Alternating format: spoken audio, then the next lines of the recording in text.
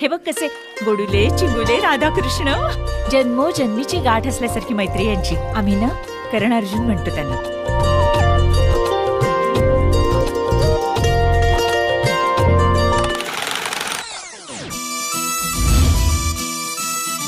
Finally माझं लग्न ठरलं रे ऋषा. आता ना आपलं आयुष्य एकदम बदलून जाणार. आपलं म्हणजे तुझं, माझं नाही.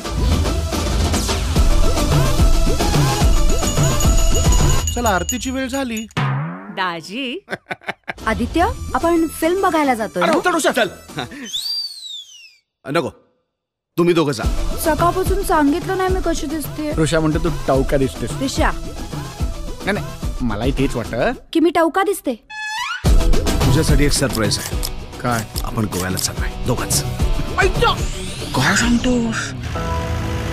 असं काहीतरी करूया ना आद्यास, जे या आधी आयुष्यात आपण कधीच केलं नाही. म्हणजे दारू पिऊया, रोज पितो, मजा करूया, रोज करतो, टॅटू काढूया. खूप दुखतो. दारू प्यायल्यानंतर काहीच कळणार नाही. लवकर बाहेर येतं फोडी ना. काय म्हणाला तो कानात? केलं माझ्या कानात.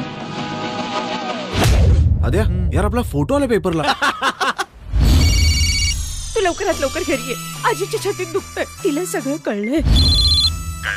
काय झालंय? तू घरी ये, मग आपण बोलू. पण मी तुमच्या सोबत आहे. मला सांगा, त्या रात्री नेमकं काय घडलं होतं?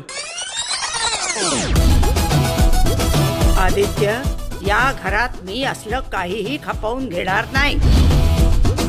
साहेब, तुम्ही इतक्या वर्षांनी तुम्ही बोललात. काय? पोरांनी आधीच लाज काढली आपली, आता तुम्ही सुद्धा. साहेब, जे आहे ते आहे, समजून घेतलं पाहिजे आपण त्यांना. तू जे काय पाहिलंस ना ते सगळं खोटं आहे. त्याच्या मागे एक स्टोरी आहे. काय? ती शोधतोय. एकच फाईटने वातावरण टाईट. सगळेच बोलतात भैरप्पा लय वाईट.